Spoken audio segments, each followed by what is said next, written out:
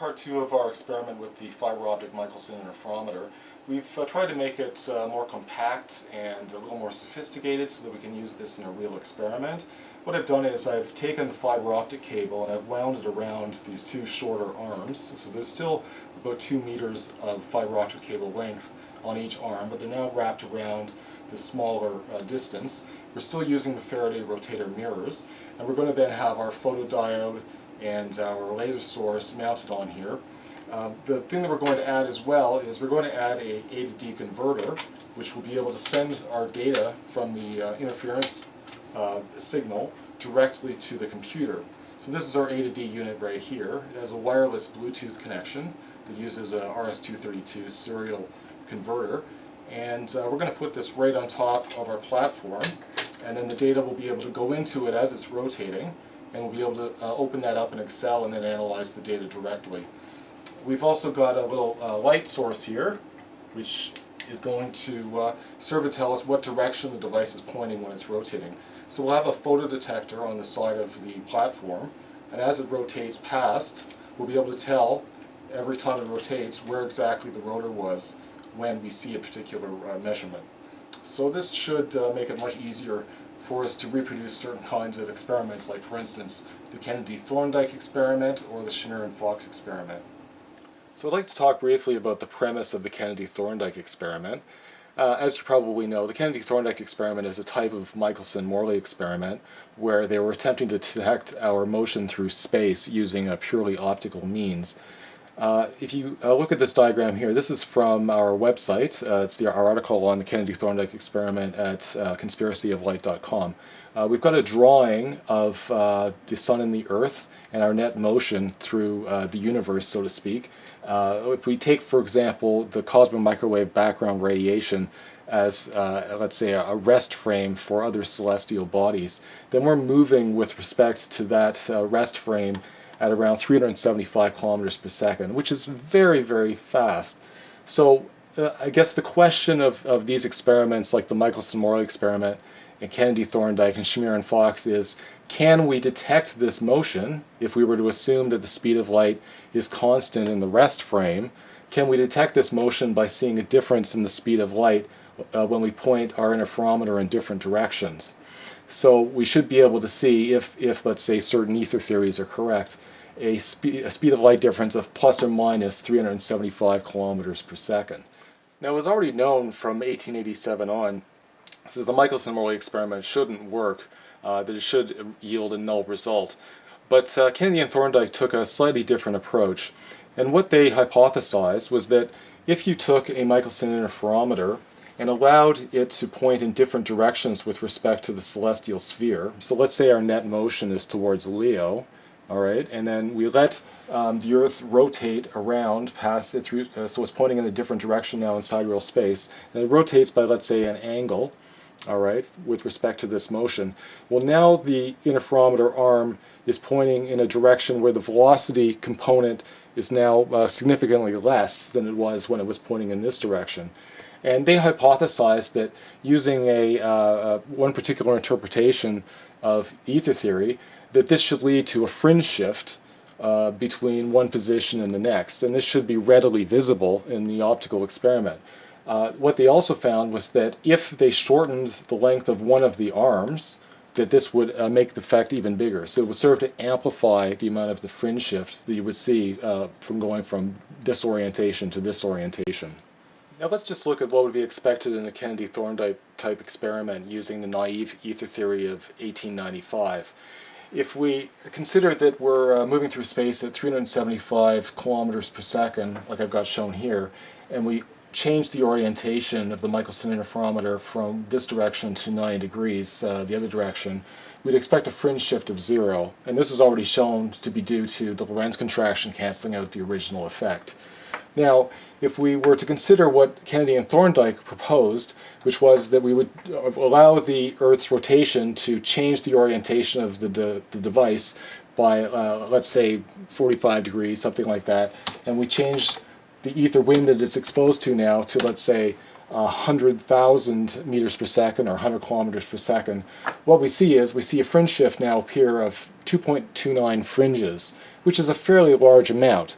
So this, if it was true, should be quite observable in a Kennedy Thorndike type experiment.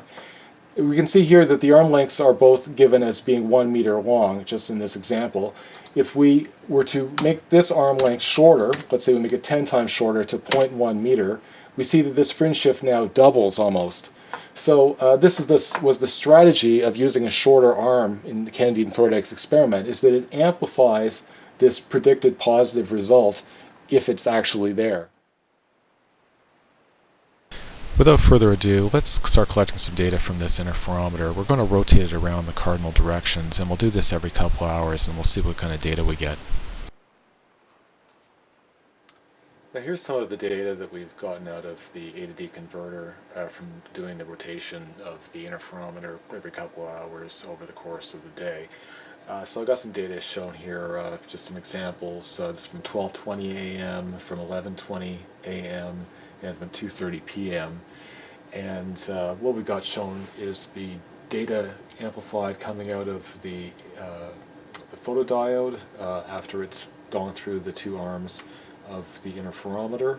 And this distance here is about 1/5 of a fringe. So one fringe would actually be quite a bit bigger if we were looking at this to scale. So we've zoomed in on it quite a bit. Now, we're looking for a rotating signal which has 2 periods per every rotation. Now, each rotation is marked off by these blips on the graphs. So we're looking for 2 humps.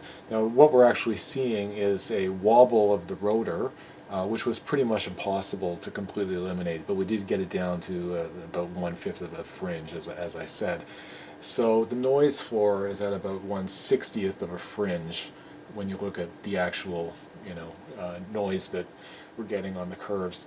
And you can see that there's no pattern with 2 periods per rotation that we can see anywhere on these graphs that would be the expected pattern using the naive ether theory. So at 1/60th of a fringe, if we say that's our noise floor, that would correspond to a resolution of about 30 kilometers per second with the size of the arms that we're using in our interferometer. So we can say that we haven't been able to detect any velocity due to the motion of the Earth down to about 30 kilometers per second, which is not too far off from some of the experiments that were done previously, like Kennedy and Thorndike and Shamir and Fox. Yeah, so we've talked quite a bit about what we've been calling the naive ether theory of 1895, and what we need to understand is that ether theory was something that was evolving quite rapidly up until around 1904, when Lorentz came out with his what was called the exact theorem of corresponding states, which fully took into account all the second-order effects that were occurring in optical apparatus, including the Lorentz contraction and time dilation. So these concepts actually predated relativity. And if you apply this theory of 1904 to the experiments of Kennedy and Thorndike and Shamir and Fox, you find that you actually get a prediction of a null result.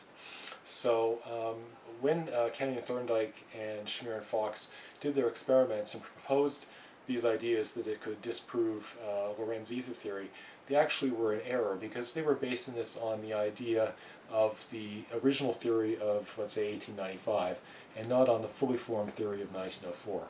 So I'd like to just now present a web app that we've developed on our website, which simulates this 1904 type treatment of the whole experiment.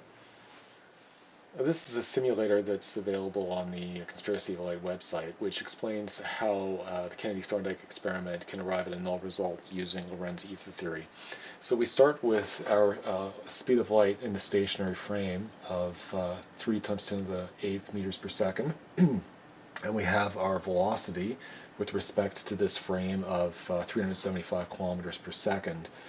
So what we've done is we've set this up so that we take one set of measurements when we're pointing in the direction that we're traveling, so at 375 kilometers per second, and then another set of measurements when we're pointing at some other direction, which in this case we can adjust the angle that we're facing with respect to the first direction. And I've got set here an angle of 80 degrees, so this would give us a velocity vector of 65 kilometers per second here.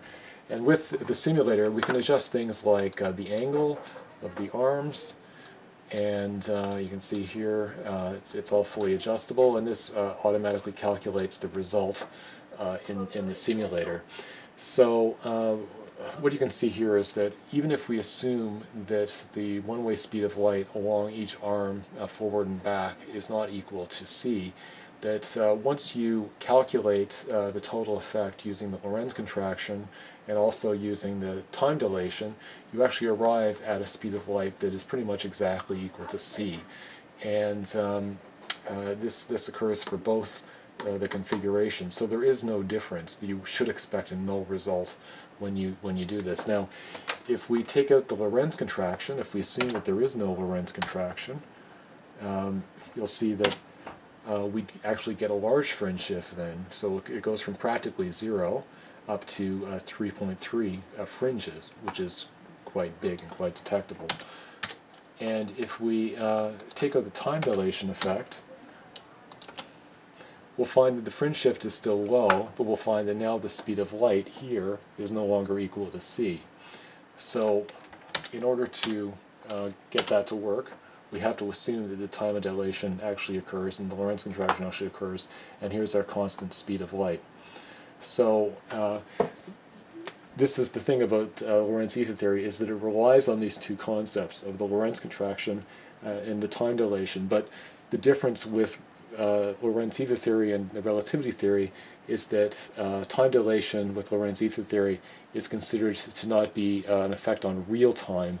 It's actually just a change in the clock reading, or a clock error which arises because of the difference in the one-way speed of light, even though in the end this difference in the one-way speed of light actually can't be measured. And one other thing that's worth pointing out is that, like in the Shamir and Fox experiment, where they changed the refractive index of the arms, we've got 1 as the refractive index. If we change this to 2, and just look at how it changes the effect, we see that we get the velocity now, which is equal to c over n, but it's exactly equal to c over n. There is no effect of the velocity through space on this final result, and we still get a fringe shift which is practically 0. So refractive index has no effect on the final result. So the premise of the Shamir and Fox experiment, that it could distinguish between Lorentz ether theory and relativity, is actually not correct.